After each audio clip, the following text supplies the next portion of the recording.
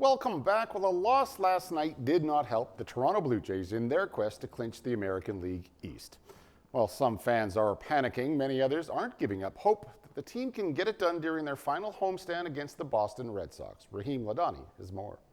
Shear hits it, fouls. After the Blue Jays' frustrating 4-1 loss to the Red Sox Tuesday night, Jays fans are feeling awful right now, but they're going to come through. Well, a little apprehensive, Still got a little work to do. The deadline to get that work done is closing in, and the Jays have lost 5 of their last 6 games.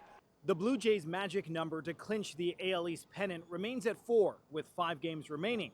Meanwhile, the New York Yankees are now just 1 game back of Toronto. It has been gut check time. The nerves are in full force. Not exactly the time of year you want to suddenly see your offense dry up. Go Jays!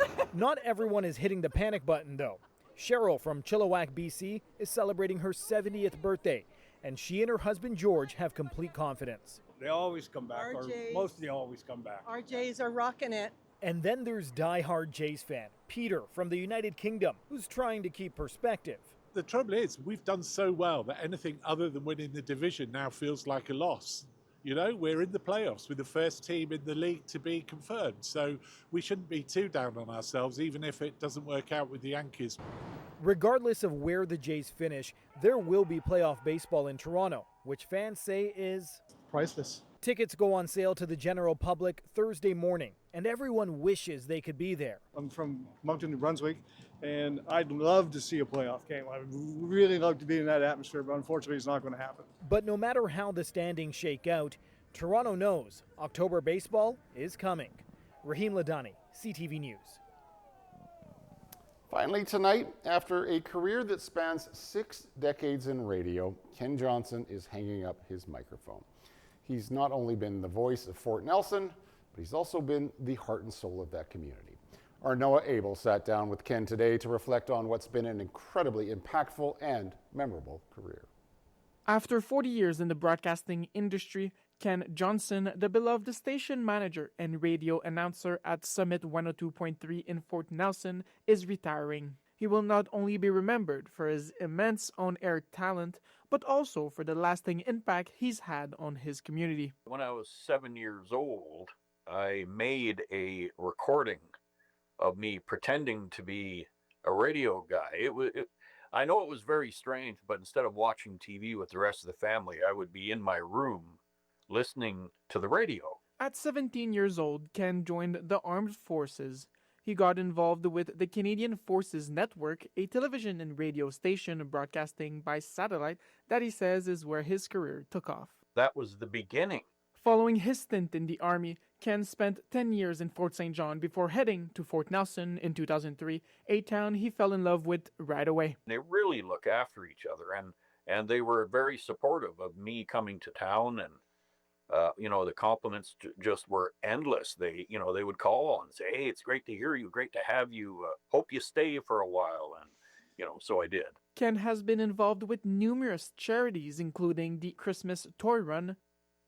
During the 2024 Parker Lake fire, more than 3,000 people were ordered to evacuate Fort Nelson, but Ken stayed behind. He not only stayed in town to be on air and inform everybody through radio and social media what was going on, but he was helping in the community by, going around and feeding and looking after people's pets. Ken says evacuees thought they'd be back the next day and left their pets behind, but the evacuation order persisted.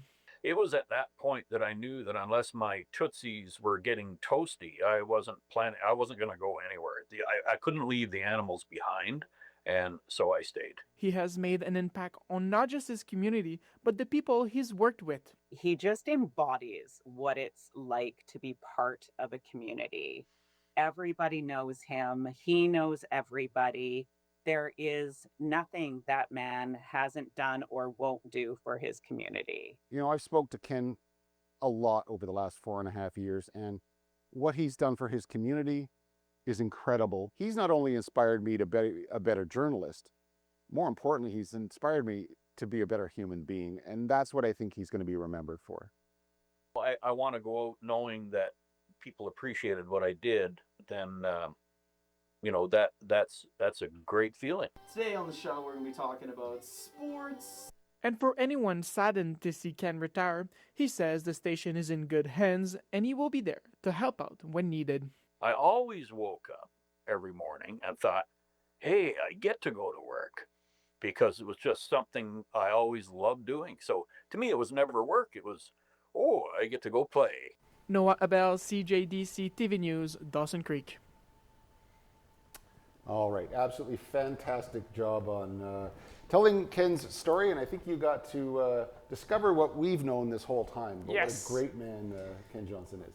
I've not been here for a long time, but I've talked to some people, and he seems like his influence seemed to be really, really important in the community. So Yeah, I'm lucky enough to call him a friend, and so, friend, congratulations, enjoy your retirement, and all the accolades that come with it. Now, before we head out of here, we should mention a program note for tomorrow. We are being preempted by Thursday Night Football, so we'll be on at around 8 o'clock after the game. If you want to watch us at 6, Lawrence will have the newscast up on the website, cjdctvnews.com. That is our newscast for tonight. Thank you so much, and we'll see you tomorrow at 8 p.m. bye-bye.